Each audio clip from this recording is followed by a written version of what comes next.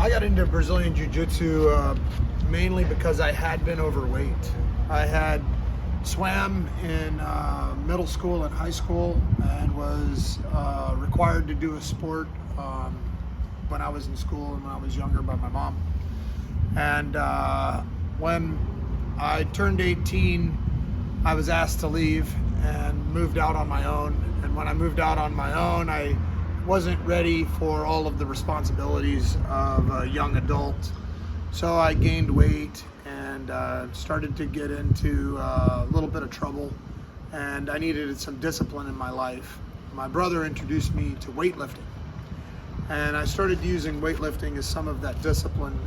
However, I wasn't really that taken by weightlifting. It seemed to be never ending. It seemed to be a little monotonous and boring.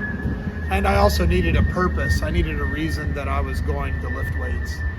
And upon talking to my brother, who's also athletic, he had mentioned that maybe I find a reason. So I sought out martial arts. In 1997, I discovered a Brazilian Jiu-Jitsu gym, probably the only gym in Kentucky, and in fact, definitely the only gym in Kentucky, taught by a blue belt at the time named Alan Manganello. I started training there, and really upon seeing the first class, I realized that I had no answer for Brazilian Jiu-Jitsu if I had ever gotten a fight with somebody that knew it. I was immediately impressed, and it did give me some reason to lift and get in better shape and take better care of myself. Upon moving to Florida, I discovered Marcio Simas and Sergio Pena's gym, which was called Brazilian Jiu-Jitsu Academy. I believe it was the first, even if it wasn't the first gym in Florida, it was definitely the second.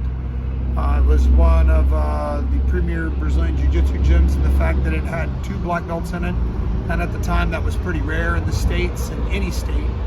And it was really something that I could grab onto because the guys in there were really talented. They pushed me. They made it really difficult. In fact, it was brutal.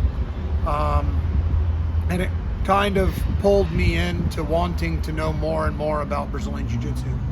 In wanting more, I also wanted the challenge. At the time, in the late 90s, early 2000s, there weren't a lot of Brazilian Jiu-Jitsu tournaments to compete in.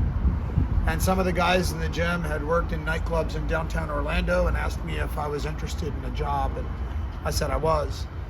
Upon finding the nightclub scene and getting into the nightclub scene and working in the nightclub scene, I quickly realized that Brazilian Jiu-Jitsu was a street self-defense valued martial art.